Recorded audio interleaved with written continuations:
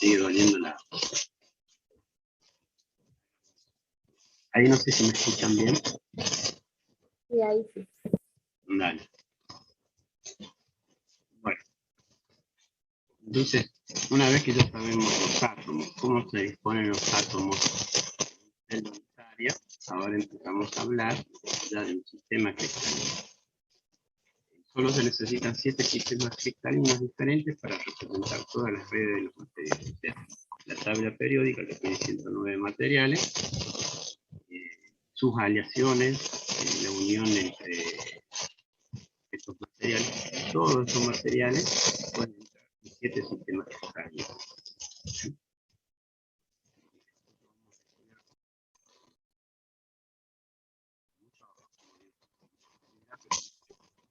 Sistema cúbico. El sistema cúbico, la misma palabra le está diciendo que es un cubo. ¿Sí? Dentro de este cubo se van a poder observar los distintos ejes, el eje X, el eje Y y el eje Z. Bien. Ahí les dice que tiene el cúbico centrado en las caras, cúbico centrado en el cuerpo, cúbico simple. Y después también tenemos un sistema tetragonal, que es tetragonal unitaria, tetragonal simple y tetragonal centrado. Eso lo pasamos a ver ahora.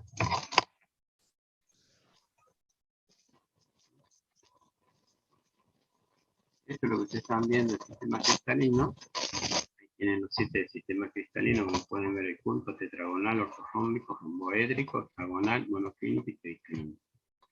Estos son sistemas cristalinos. A su vez, cada uno de estos sistemas cristalinos va a tener, digamos, una subdivisión o una clasificación. Por ejemplo, el cúbico, como habíamos visto, tiene cúbico sencillo, cúbico centrado en el cuerpo, cúbico centrado en las caras.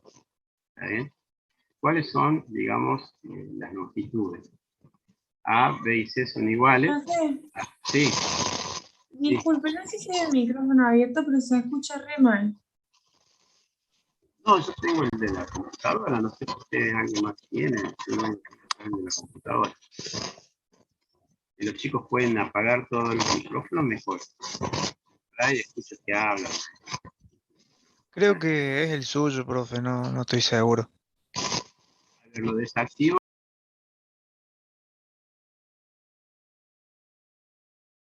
Sí, profe, con lo desactivo se deja de escuchar. ¿No tiene auriculares? No, no tengo idea. Pero ahora lo activé.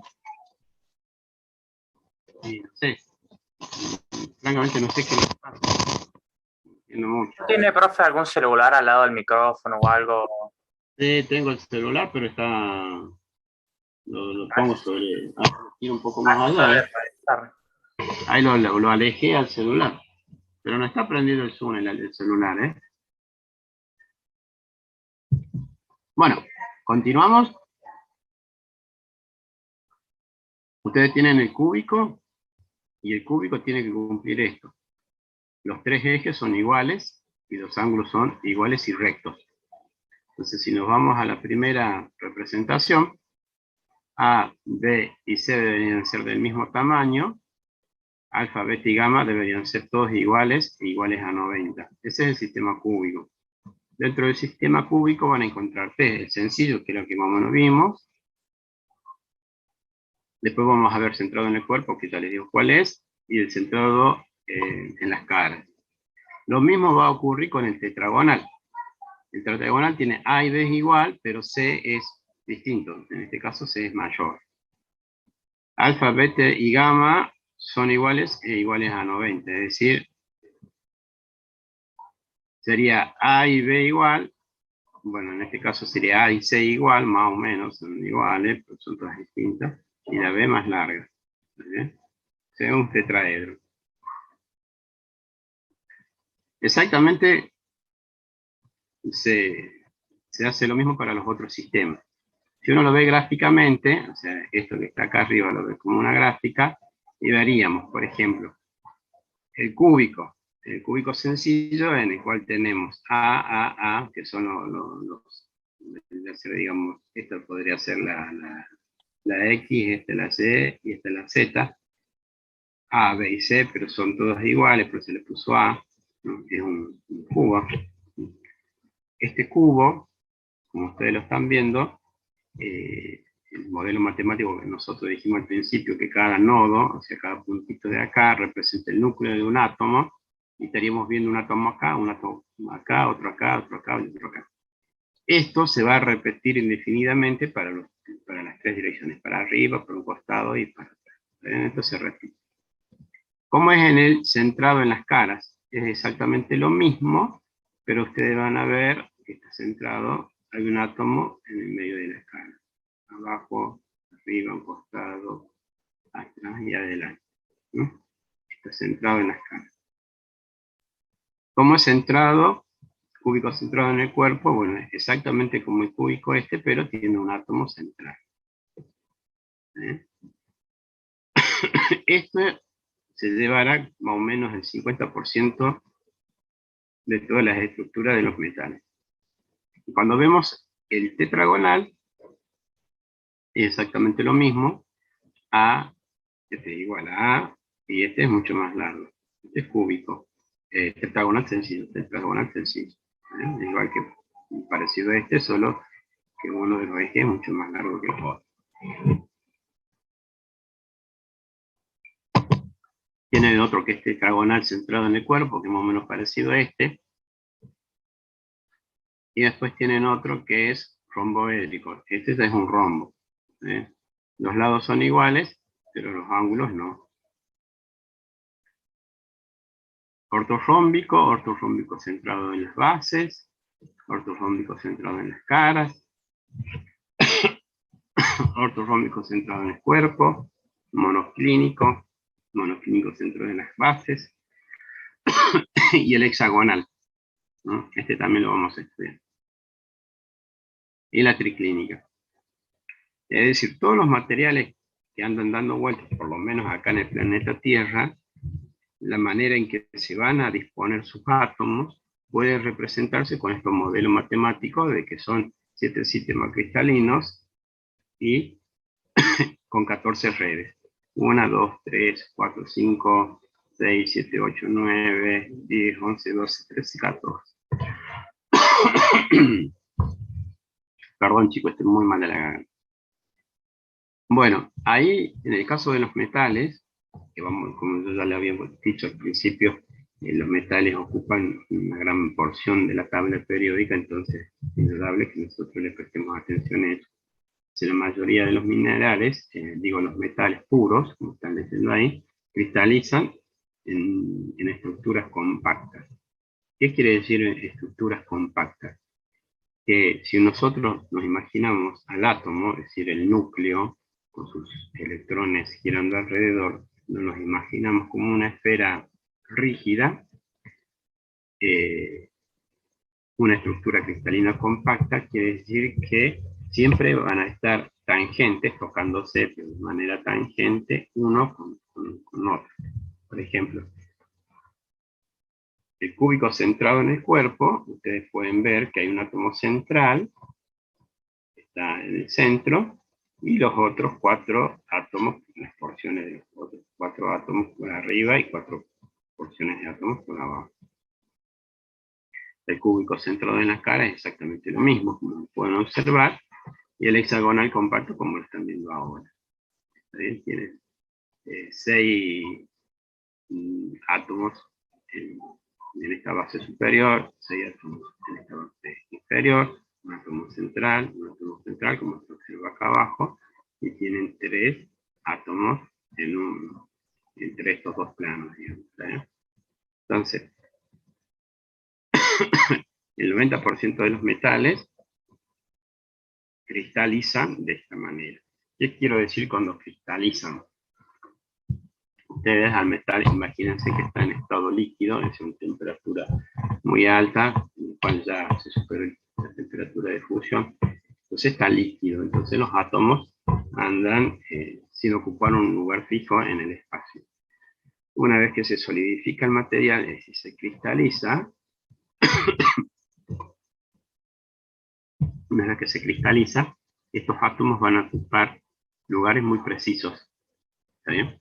Y esos lugares muy precisos son estas estructuras que están viendo ustedes acá. Cúbico centrado en el cuerpo, o cúbico centrado en las caras, o hexagonal compacto. Ustedes van a ver más adelante, por ejemplo, el magnesio tiene esta estructura de acá, el hierro esta estructura de acá, y el manganeso una estructura como esta de acá. Profe, disculpe, no escuché bien, pero ¿qué sería la bolita de color celeste y la de marrón? Eso es solamente ilustrativo. Pero Solamente, no imagínate, son elementos. claro, imagínate, por ejemplo, que este es el átomo, el hierro, a una determinada temperatura, este es hierro. La porción más pequeña que representa y contiene sus propiedades macroscópicas, o sea, el hierro a nivel, no sé, un pedazo de fierro que vos lo veas por ahí, estos 1, 2, 3, 4 átomos por arriba, 4 átomos por abajo, y este átomo central de hierro, todos son hierro, representan, digamos, esta estructura. Y esto Okay. se va a repetir indefinidamente en todas las direcciones. Entonces vos tomás un pedazo de hierro, y ese pedazo de hierro, si vos tomás la mínima expresión de material, podrías hacer esta celda unitaria, y diréis, bueno, esta es la mínima expresión de material que aún conserva esas propiedades macroscópicas. El colorcito celeste es como para decir que en el centro hay un átomo. En los colorcitos celestes de acá, que estás viendo vos ahora, estos están en el centro de las caras. Imagínate que este es un dado, entonces este es el centro de las caras. ¿Ven? Este está atrás, este está adelante, este está abajo, este está a la derecha, este está a la izquierda, este está arriba. Esta representación, que es por puntos o por nodos, es equivalente a esta representación, que es el modelo rígido de esfera. ¿No? Entonces, esto que está acá, vos lo vas a ver, que está en contacto con los otros átomos. No sé si me expresé bien. Sí, profe, sí. Muchas gracias. Dale. No, está bien. Entonces continuamos con otro. Esto es exactamente lo mismo. Acá estamos viendo la estructura esta, la más común de todas, la más fácil de aprender. En realidad la más fácil es la cúbica simple, pero directamente el libro avanza con la cúbica centrada en el cuerpo. Este átomo que vos estás viendo acá, que es una esfera rígida, representada por una esfera rígida, tiene igual tamaño que este átomo de acá, que este de acá, que este de acá, que este de acá. Igual, todos los átomos tienen el mismo tamaño. ¿Está bien? Si vos te pones a leer acá, dice, en esta figura se nota que el átomo central está rodeado por 8 átomos. Se dice que el número de coordinación es 8.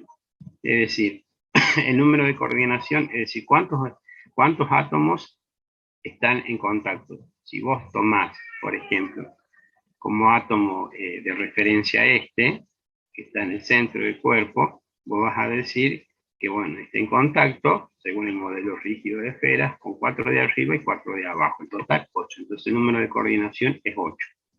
Ahora, si vos tomás este de acá, que está acá atrás, también tiene número de coordinación 8.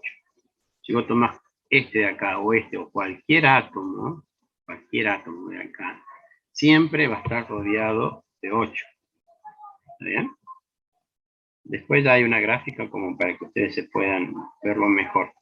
Pero el número de coordinación de 8 quiere decir que tenés 4 arriba, 4 abajo, porque tomaste este de acá. Ahora, si tomás este de acá, te vas a dar cuenta que hay 1, 2, 3 acá, 4 acá.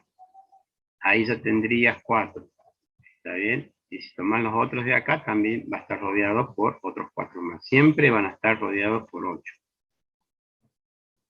Entonces, acá hay otra observación también que la quiero hacer ahora. Dice, se observa también un átomo central y 8 cuartos de un átomo. En total hay 2 átomos en cada celda.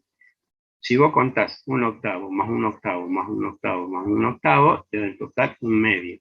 Abajo tenés un medio, entonces tenés un átomo central, y si vos juntas todos los pedacitos, formás otro átomo. En total tendrías 2 átomos en esta celda unitaria. ¿Eso se entendió?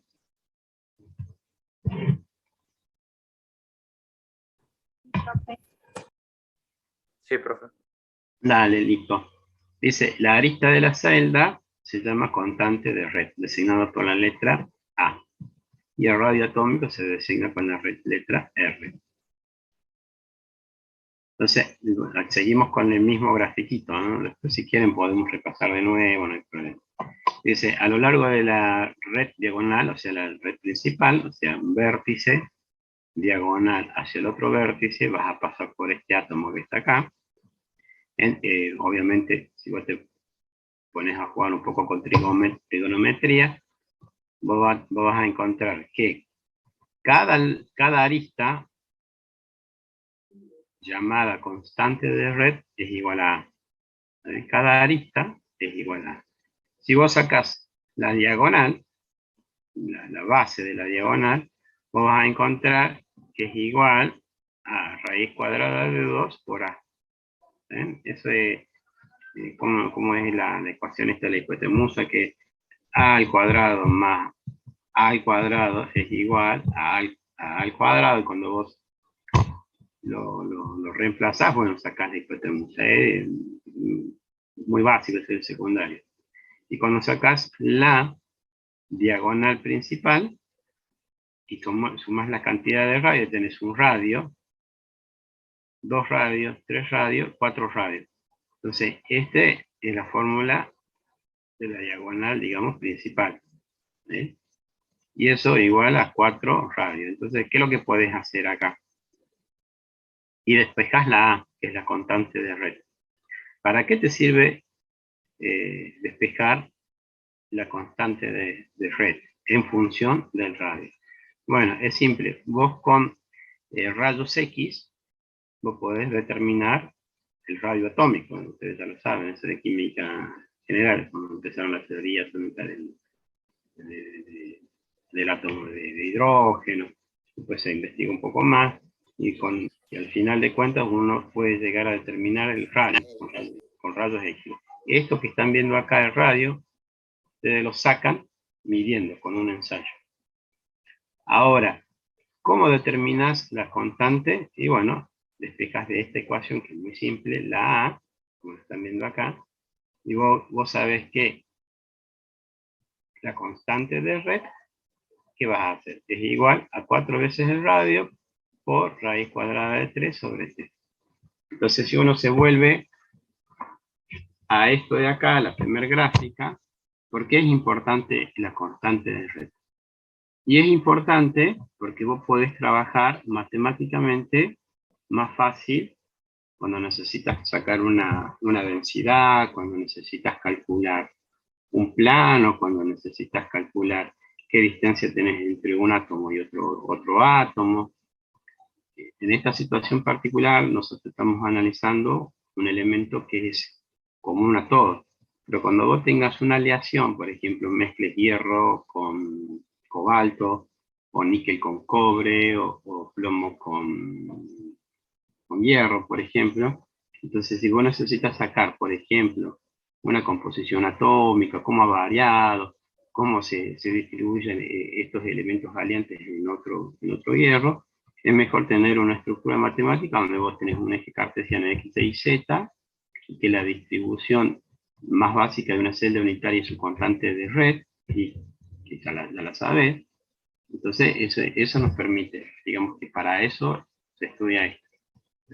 El radio ustedes ya lo saben, lo sacan de física o de química, con esto de los rayos X, se bombardea un material y se puede determinar el radio.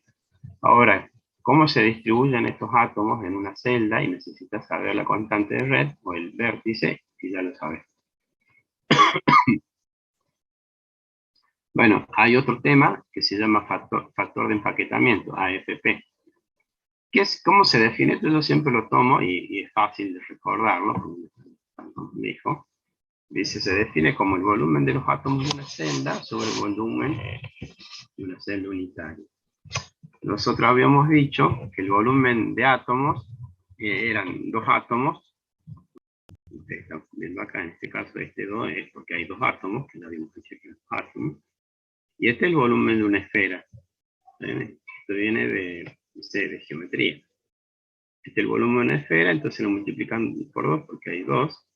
Y este es el volumen de una celda unitaria, que es A al cubo. Entonces obtienen estos valores. Y tienen que hacer esta división, o sea, el valor de la celda unitaria sobre el, perdón, el valor de volumen que tiene esa celda unitaria, y les da esto.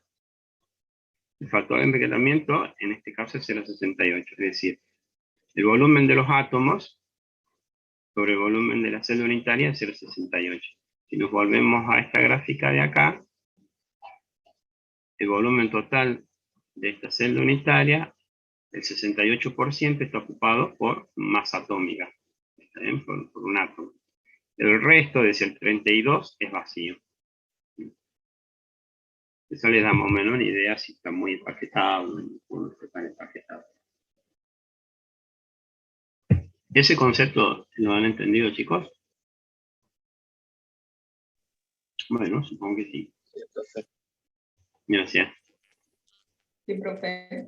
Dale. Una vez Cuanto que... más elevado es ese factor, entonces se entiende que es como más denso, ¿no? Perfecto, perfecto. También. Bueno, ahí ya más o menos te adelantaste la mitad de la clase, porque vamos a calcular la densidad. Así que está bien. Bueno, ahora vamos a ver estructura cristalina centrada en las caras. ¿Cómo es la estructura cristalina centrada en las caras? Bueno, tienen estos átomos que están en los vértices, ustedes están viendo estos octavos que están en los vértices, y después tienen, obviamente, un átomo central en la cara, ¿no? Por ejemplo, este particularmente se ve muy claro. Y bueno, tiene la constante de rectángulo. Visto de otra manera, sería esta que están viendo ustedes acá. Exactamente lo mismo, toman una cara y ustedes se dan cuenta que acá hay un radio, 2 radios, 3 radios, 4 radios. Esos 4 radios lo van a igualar, digamos, con el parámetro de la red, que el parámetro de la red es radio al cuadrado más radio al cuadrado es igual a todo esto al cuadrado. ¿Cuánto da ese radio? Es raíz cuadrada de 2 por el parámetro de red. Entonces, van a ser exactamente lo mismo, igual que hicimos hace rato. 4 radios va a ser igual a esto. ¿Está bien? 4 radios va a ser igual. ¿Qué es lo que necesitamos nosotros? Radios ya lo sacamos cuando hacemos un bombardeo de rayos X a un material, podemos calcular el radio, entonces ya es un dato. Y la incógnita sería, ¿qué hacemos? Bueno, la despejamos. ¿Y cómo sería el factor de empaquetamiento? El factor de empaquetamiento me van a tener que ayudar a ustedes, espero que presten atención ahora a calcular cuántos átomos hay acá. Como es un cubo, el cubo está formado por 6 caras y ustedes están viendo en este caso, en esta cara tiene la mitad de un átomo. ¿Está bien? Tiene la mitad de un átomo. Justo al otro lado van a tener la otra mitad, entonces hay un átomo. Y como son 6 caras, van a tener en total 3 átomos. O sea, un átomo acá en la mitad de este con la mitad de atrás, la mitad de este de arriba con la mitad de abajo, la mitad de este costado derecho con la mitad del costado izquierdo, van a formar en total 6 medios, que en total serían 3 átomos completos. Más los átomos que están en el vértice, que es uno solo. Un octavo más un octavo más un octavo más un octavo, se forma un átomo. Entonces en total van a tener 4. Van a tener 4 átomos acá. Entonces si quieren calcular el factor de empaquetamiento, tienen que multiplicar 4, porque hay 4 átomos, por el volumen de una esfera, en este caso, y dividido, obviamente, por esto que está acá, que es A elevado al cubo, que vendría a ser, bueno, la celda, el volumen de la celda. Entonces cuando hacen esa cuenta, les da 0,74. No es difícil. ¿Qué diferencia hay con este? Que es 0,68. Es decir, que este está más densamente poblado, es decir, está más denso. en una celda unitaria entran mucho más átomos que en la anterior. Otra estructura compacta, digamos, la estructura cristalina que les están viendo ustedes, es esta, la hexagonal. Esta hexagonal, como ustedes están viendo, pueden calcularlo, porque en esto siempre por ahí el alumno está un poco distraído, se pierde. Pero si ustedes ven este hexágono, como están viendo acá, ustedes pueden tomar una parte de ese hexágono, y es la que yo voy a marcar ahora. Esto de acá, esto de acá, esto de acá, y esto de acá. O sea, vendremos a tomar un paralelogramo.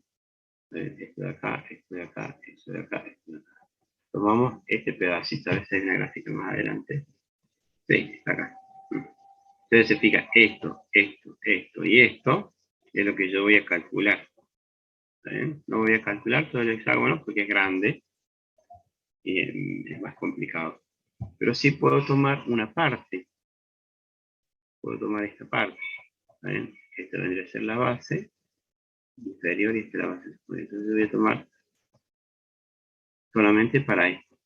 No sé si me entendieron. Ojalá que sí. Y en este caso, cuando vos lo estás viendo acá, también contamos. Ustedes pueden contar cuántos átomos tienen. El número de coordinación es 12. ¿Cómo se calcula este 12?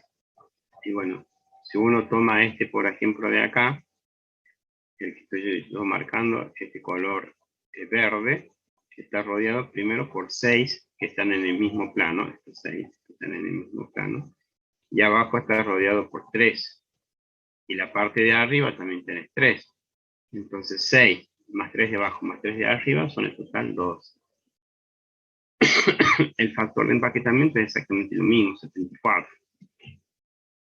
¿Cómo lo calculas?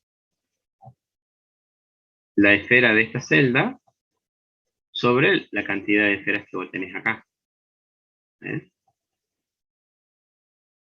Y eso se los dejo como ejercicio, no es tan... Profe, ¿puede explicar Sí. por qué, de vuelta, por qué el número de coordinación es 12? Bueno, vos fíjate cómo... ¿Estamos de arriba? Claro, cómo están espaciados, mira. Primero tenés un plano que tenés 6 y 1 en el centro. Eso es un plano, que es esto de acá.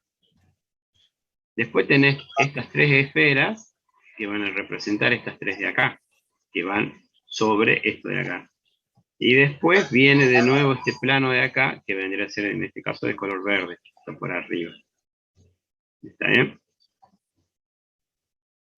Pones los 6, el central, 3, el 6 con su central, 3, y va subiendo. ¿Está bien? Imagínate este de acá. Pues tenés 1, 2, 3, 4, 5, 6, ¿no? Teniendo como referencia ahí. Ahí tenés 6. Por arriba vas a tener 1, 2, 3.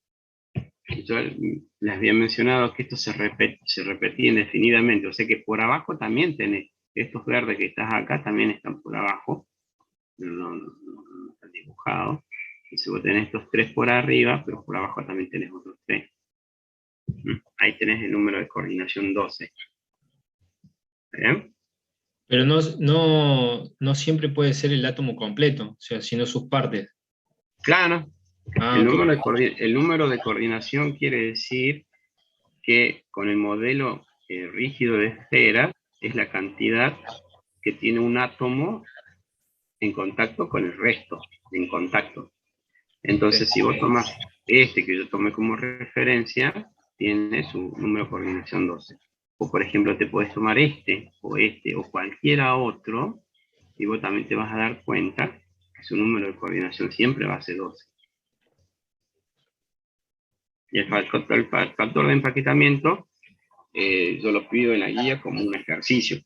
Está acá usted para resolver el ejercicio, tienen que hacer esto. Está bien clarito, tienen el volumen de la celda y tienen el volumen de la cantidad de átomos.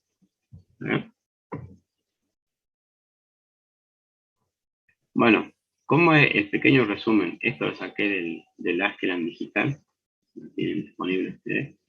Y bueno, el cúbico simple tienen que el parámetro de red es igual a 2 veces el radio.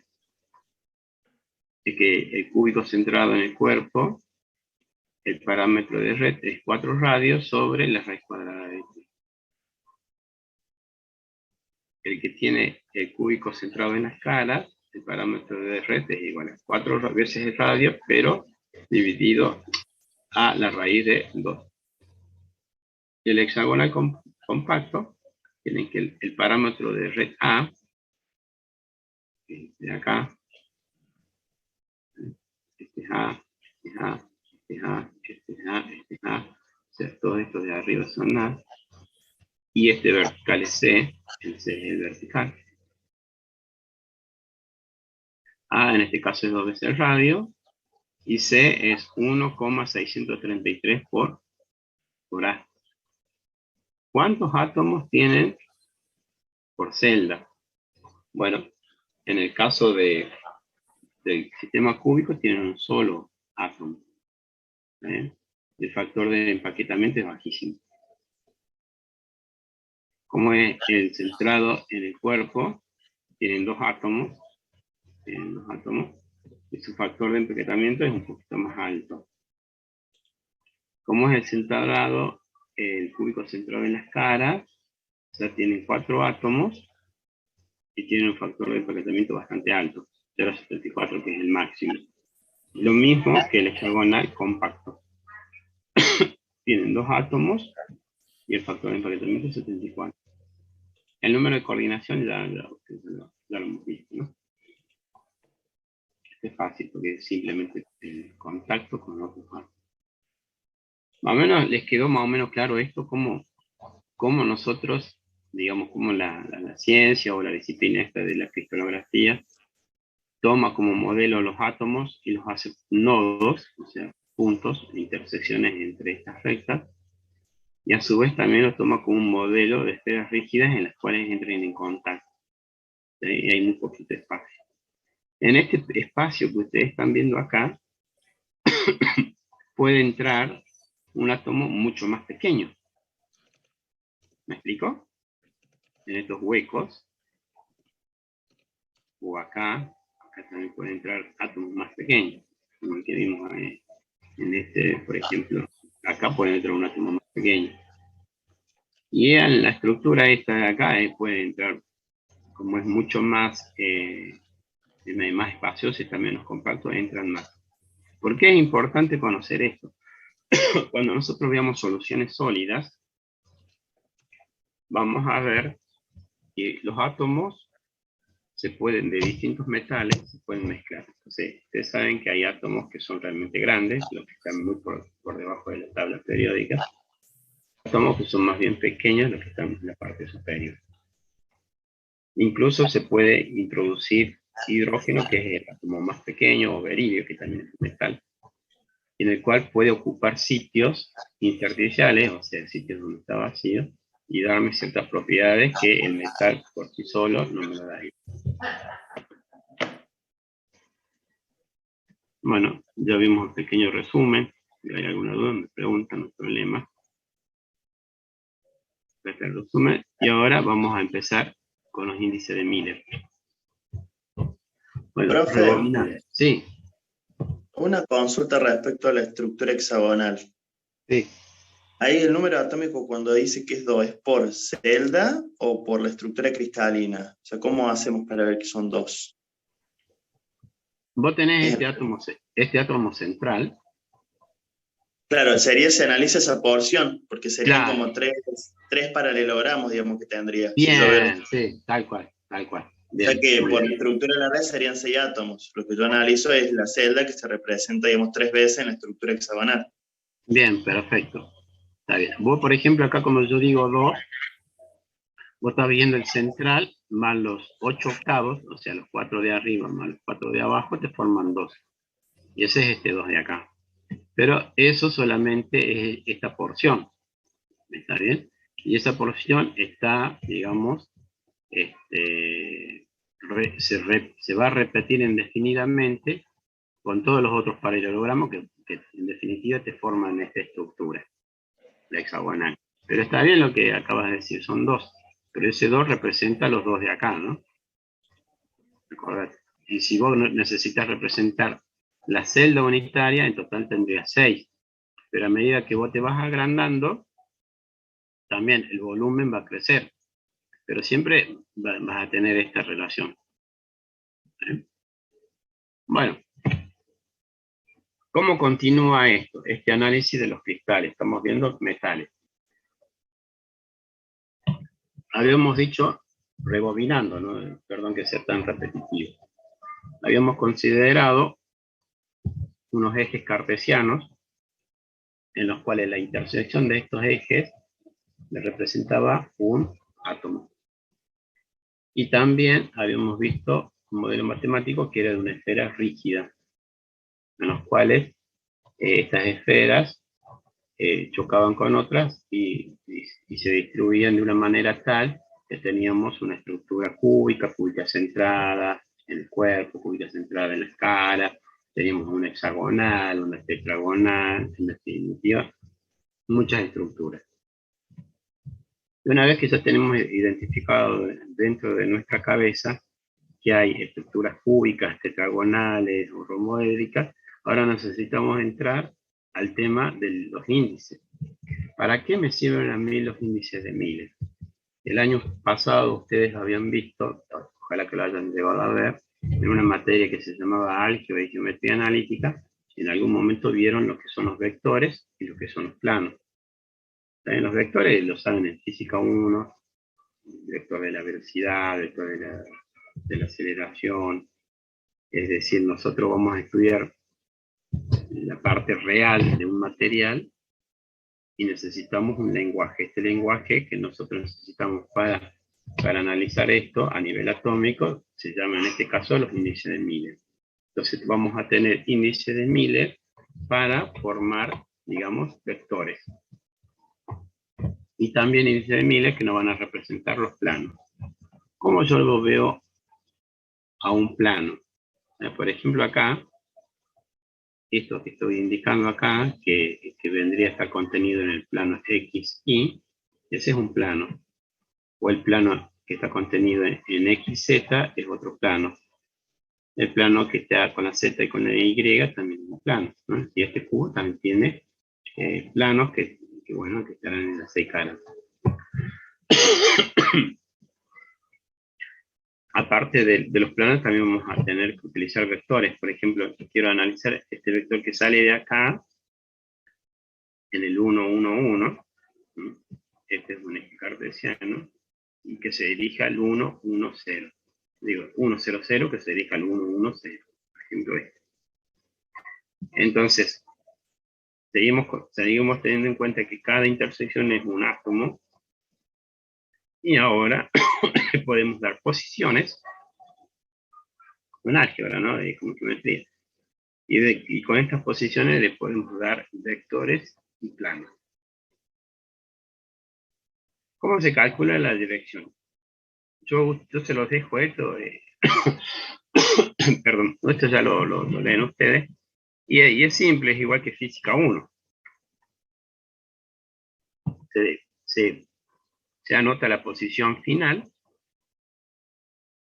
y se le resta la posición inicial. Solo que acá hay que hacer cierta metodología que se usa ahora acá en cristalografía, y a las direcciones las anotamos entre corchetes.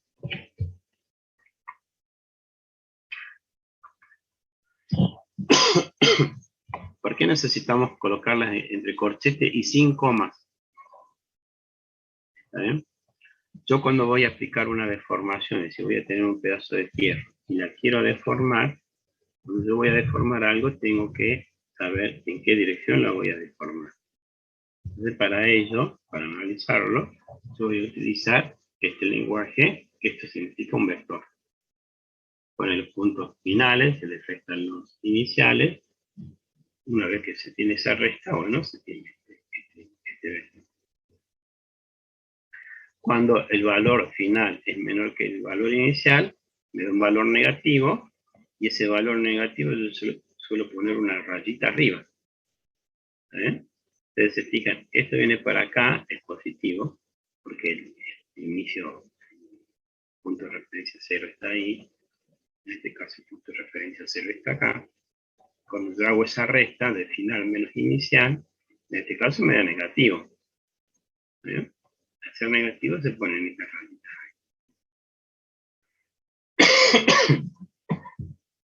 Otra de las cuestiones que tienen que ver también es que siempre se ponen números enteros, no se ponen fracciones. Por ejemplo, yo quiero sacar esta dirección. Este punto para X vale 1. Para Y vale 1/2. Y para Z vale 0.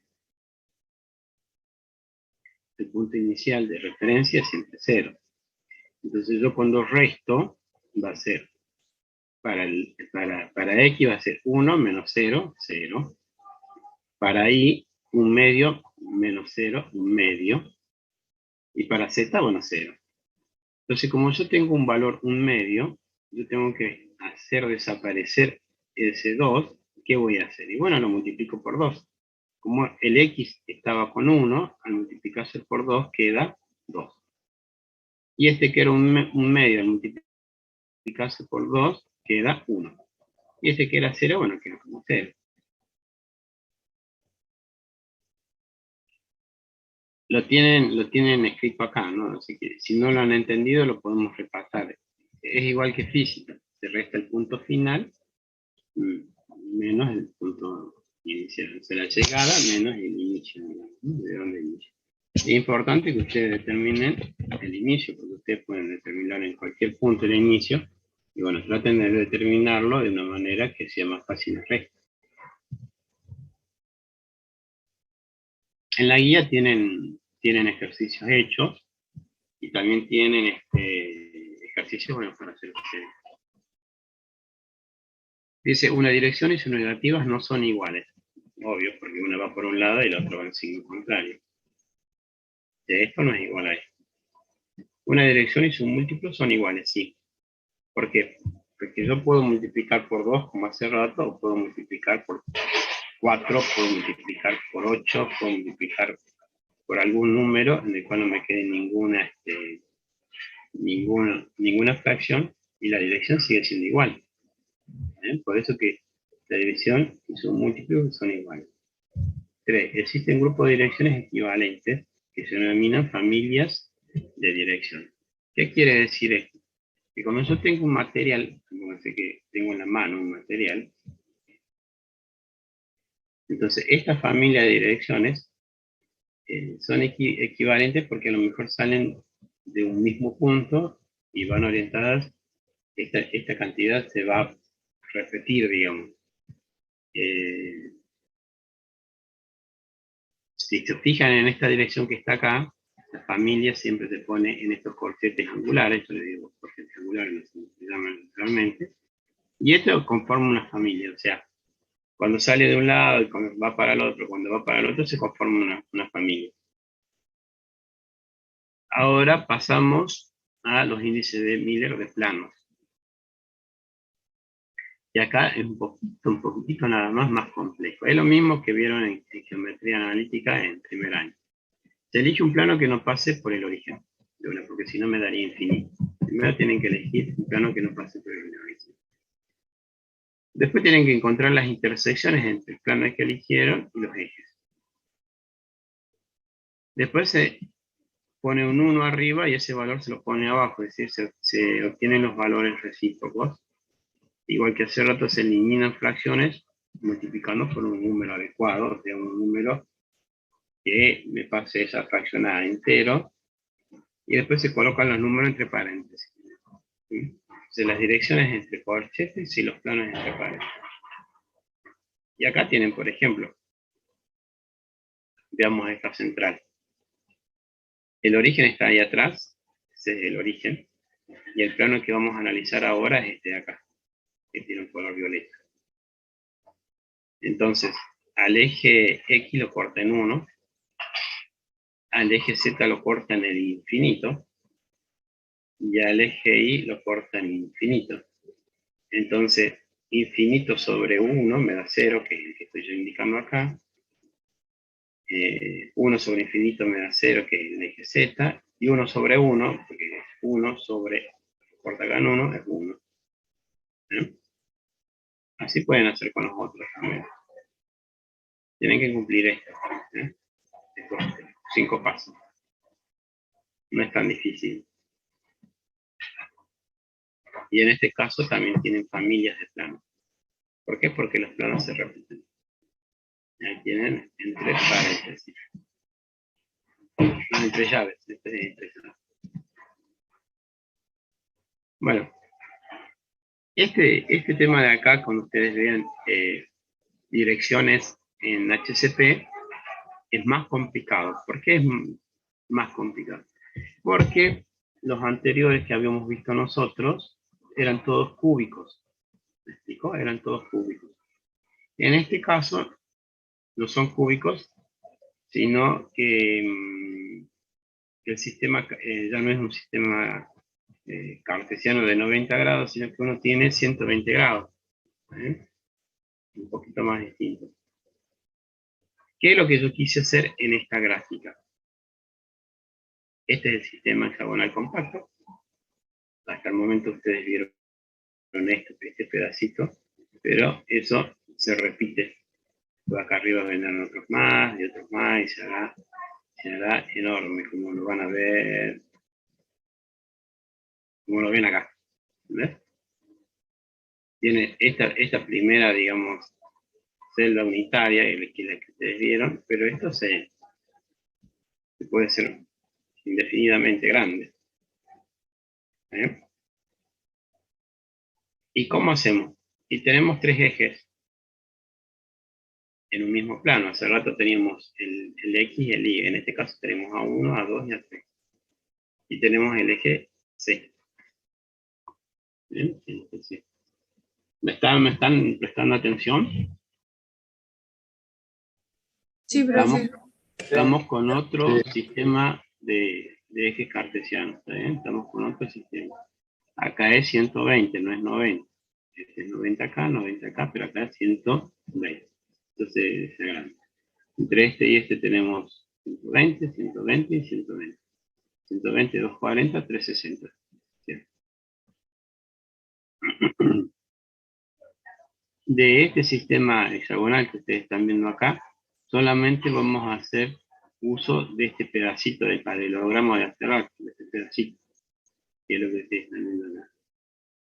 Acuérdense que este era 120 y el eje A con el eje C, o el eje A1 con el eje C, o el eje A3 con el eje C, forman 90 grados, ¿no? Y vamos a pasar del eje del sistema hexagonal al sistema ortogonal, donde todo es 90. Acá es todo 90, bueno, acá no. Dice, cuando tengo una dirección representada en la celda unitaria hexagonal compacta, quiero conocer sus índices, procedo de la siguiente manera. Dice, llevo el inicio del vector origen de un sistema ortogonal. Luego encuentro los valores h, k y prima, y finalmente aplico las ecuaciones siguientes. Estas ecuaciones que ustedes están viendo acá, estas ecuaciones son sacadas del cambio de sistema de eje hexagonal a ortogonal. No se ve en geometría analítica, pero yo lo vi en una materia más avanzada en química. Ustedes pasan de un sistema de eje hexagonal a un ortogonal. Y hacen uso de ecuaciones de equivalencia. Lo mismo existe cuando van a pasar de un eje circular, o sea, de unas medidas circulares, hacia de radio polar, no sé si han visto ustedes, de radio polar y angular, al sistema angular, bueno, es exactamente lo mismo. ¿Está bien? Tienen que hacer uso de estas ecuaciones, ¿no? Ahora, ¿cómo es el procedimiento? En el sistema hexagonal, ustedes cuando tengan, por ejemplo, este de acá, ustedes tienen el sistema hexagonal y tienen A1, A2, A3 y C. Tienen 4. Entonces, ¿cómo es el índice? Bueno, tienen A1, A2, A3 y el y el C. Tienen 4 índices en total. Es el sistema hexagonal. Y ustedes a ese mismo sistema hexagonal lo quieren pasar al ortogonal. ¿Y cómo sería? Y sería X, Y y Z. Tienen 3 valores. Tienen que pasar de estos 4 valores a estos 3. ¿Cómo se hace? Este valor que está acá, este sistema hexagonal, y ustedes quieren saber esta dirección, lo único que hacen es trasladar este punto al inicio de acá. El inicio de este vector en el sistema hexagonal, ustedes los trasladan al inicio del sistema ortogonal, o sea, esta dirección. Y esta dirección, habíamos dicho ya que era 100, era 1, porque en esta dirección se toma el valor final menos el valor inicial. Acá Z es 0, Y 0, y bueno, el Y0 también, ¿no? Pero en este caso de acá, que ustedes van a tomar el final menos el inicial, acá también Y0, Z0, pero X vale 1. Entonces, el final, que es 1 menos 0, le queda este valor. Entonces, no es tan complejo. Lo único que tienen que pasar de acá, llevar acá, y aplican ahí. Valor final, o valor de llegada, menos el valor de inicio. Lo mismo con los otros. Yo necesito que hagan un ejercicio, que lo hagan en casa, porque siempre me ha resultado mejor así, que ustedes por ahí apliquen estas ecuaciones, y una vez que apliquen estas ecuaciones, ustedes mismos se dan cuenta. Entonces, ¿cómo hacemos cuando tengo este sistema, o sea, paso este valor, esta gráfica, porque yo todavía paso esta gráfica, la pongo acá, en el sistema ortogonal, y llego a encontrar este valor de acá. Encontré este valor. Ahora, de este valor a este valor, ¿cómo hago? Y bueno, H1 vale, H' vale 1, K' vale 0, Y' vale 0, y es este valor que ustedes están viendo acá. Ahora voy a aplicar las ecuaciones que les mostré hace rato. Entonces, K' vale 0, que está el 0 acá. 2 sigue valiendo 2, y H' vale 1. Vamos abajo. H', ¿cuánto vale? 1. ¿Cuánto vale K'? Vale 0. Y el 2 lo sigo teniendo. ¿Cómo es K'? K' vale 0, vale 0. ¿Cuánto vale H'? Vale 1. ¿Está bien? Y L' vale igual a L'. Entonces, este es 0, esto es 2 por 1. Yo tomé esta parte de la ecuación, 2 por 1 vale 2. Dividido a 3, 2 tercios. Esto vale 0, este es 1 tercio, pero como tiene signo negativo acá, me da menos 1 tercio. Este menos 1 tercio, multiplicado por 1, menos 1 tercio. Y L vale igual a L. Entonces ustedes se fijan, acá tengo 2 tercios, 1 tercio, 1 tercio, ¿no? Estos son negativos. Entonces, ¿qué hago yo? Lo multiplico todo por 3. Entonces multiplico por 3, este 3 se me va, y me queda este 2, que es este 2. Este 3 también se me va, me queda menos 1, pero dijimos que no se pone menos 1, se pone una rayita arriba. Y este es exactamente lo mismo. Se me va este 3, me queda menos 1, pero menos 1 se pone menos 1. Y este, como no está, no tiene ninguna inclinación, en el eje Z es 0. ¿Está bien? Quiero que hagan en su casa esto, y después ya vamos a hacer un ejercicio. Yo ahí les di, hay ejercicios resueltos, así que los pueden ver. Profe, Sí. ¿qué hace referencia ahí en ese sistema de ecuaciones, el último ítem? Después de H, K y I, el eje, Sí. L sería Y la este arista. eje vendría a ser el eje, en el caso del sistema ortogonal, vendría a ser como la Z. Y en el caso del sistema hexagonal, vendría a ser una C. ¿Está bien? Si este último, cuando vos veas 4 dígitos, estos 4 dígitos corresponden al sistema hexagonal, habíamos dicho en un principio. Y cuando vos veas 3 dígitos, o sea, el 1, 0, 0, al sistema ortogonal. Como este tiene Sí, 4, eso lo entiendo. Lo que no entiendo es a qué claro. se referencia el L y L' o Y no el logro ver. L', vos fíjate que el L' vendría a ser como una especie de la C. Esta C vos la vas a llamar L'. No sé si me llegas a entender. Esta C, este eje que es infinito, la unidad en la cual vos vas a encontrar tu eje, en este caso es 0. ¿Por qué es 0? Porque está contenida en el plano A1, A2 y A3.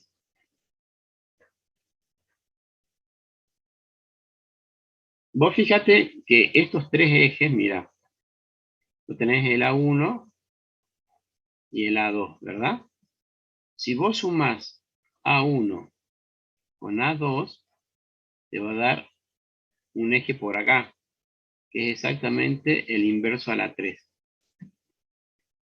Después más adelante, acá no hay, pero si vos sumás, suponete,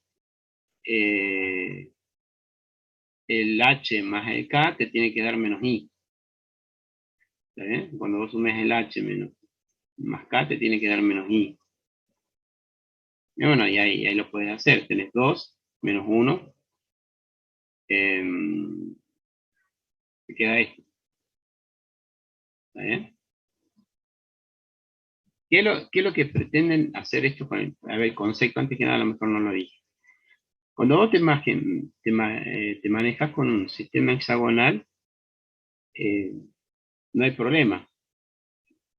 Tenés los índices, tenés los planes en el sistema hexagonal, todo. Cuando vos te manejas con el sistema ortogonal, también sucede lo mismo. Cuando vos querés pasar de un sistema hexagonal a un sistema ortogonal, ¿qué haces? Y uso de ecuaciones nada más. ¿Eh? ¿Qué es lo que más te vale a vos en entender este concepto? Verlo físicamente. ¿Cómo lo ves físicamente? Y lo ves acá. ¿Está bien? Ahí. Entonces después vos dirás, no, a mí me conviene manejarme con el sistema hexagonal con 4 dígitos. Ok, fenómeno. Y a lo mejor otro chico no, a lo mejor le dice, no, a mí me gusta más el sistema ortogonal y paso todo ortogonal y yo me manejo con el sistema ortogonal. Bien, también. O al revés, un ortogonal y vos querés pasarte al hexagonal, como quieras. Pero básicamente, acuérdate, siempre 3 dígitos para ortogonal y 4 dígitos para el hexagonal.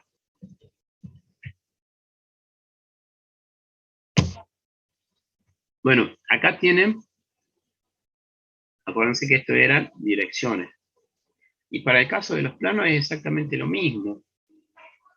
Ustedes tienen que ver dónde corta el plano y hacer el recíproco, y una vez que tengan el recíproco, si hay fracciones se simplifican, y si no hay fracciones, bueno, queda bien. Los valores negativos, acuérdense cuando corta algún eje negativo, siempre le tienen que poner la rayita arriba. ¿Mm? Bueno, fíjate acá el plano A, que es el plano. Ahora pasamos a plano, ¿no? El plano A quiere decir que A1, A2 y A3 lo cortas en el infinito, porque no lo cortas nunca. Y al C lo cortas acá, en el punto 1. Después pones las recíprocas, como habíamos dicho, te da todo 0, y la recíproca de este da 1. No se simplifica nada, y el plano es este. Lo mismo para el plano B, que es este de acá. Lo cortas en A1, al otro también en A1, y este lo cortas en un medio, ahí, negativo, porque el lado positivo está para aquel lado. El lado positivo es de aquel lado, el lado negativo es de acá. Pones las recíprocas, y cuando, bueno, no hay nada que simplificar, y tenés el plano. Y acá tenés más planos. O sea, como en este caso, estas son direcciones porque son corchetes, ¿no? Estas son direcciones.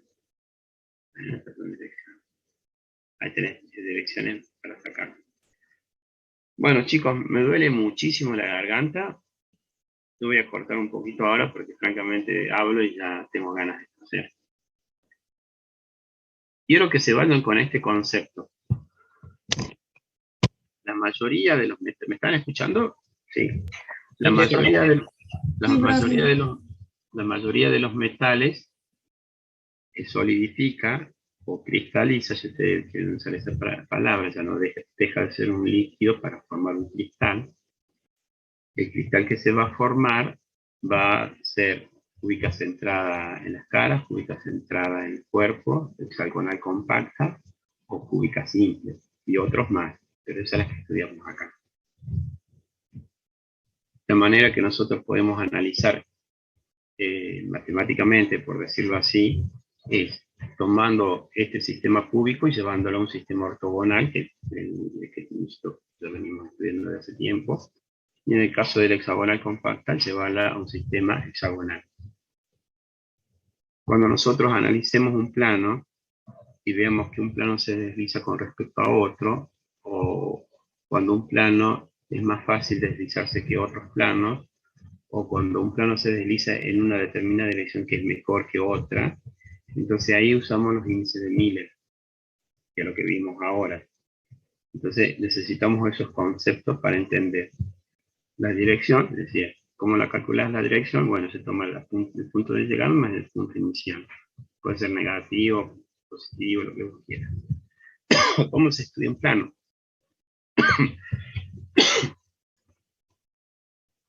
Un plano se estudia cuando vos tenés el plano dibujado y cortás los ejes, sacás el recíproco, eliminar las fracciones y si es negativo le ponen la radical.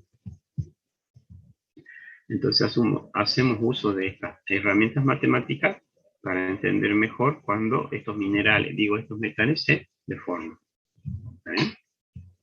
La clase que viene, yo voy a estar mejor cálculo de la garganta, y lo vamos a dejar en esta filmina. Vamos a hacer un pequeño repaso y lo dejo acá. ¿Está bien? Ahora me disculpo, pero me duele mucho la garganta. Profe, Sí, ¿me escucha? hola. ¿Le puedo pedir Sí, un favor? ¿Te podría subir la presentación entre mañana y pasado? Porque si la sube el fin de semana, como que se nos encima mucho con otras materias y no hacemos tiempo a verla. Si la puede dale, subir lo ahí antes tengo, posible. sí, la voy a subir, tengo que modificar esto, que tengo que borrar eso, y acá tengo que poner 2022, ¿viste? Así que yo voy a tratar del jueves a la noche de tenerla. O sea, no la quiero subir para que el otro curso no lo vea antes. Así que jueves a la noche o más tardar bien en la noche. Si no, el otro curso lo va a ver.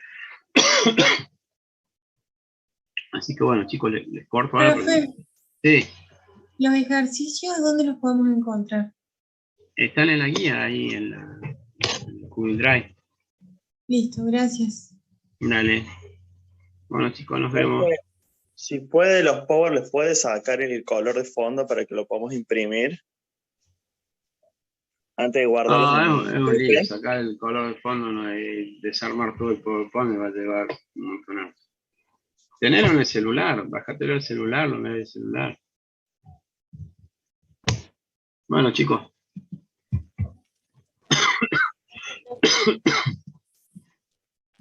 Gracias, profe. Chao. Saludos, profe. Chao, profe. Chao, Chao, profe. profe. Chao, profe, gracias.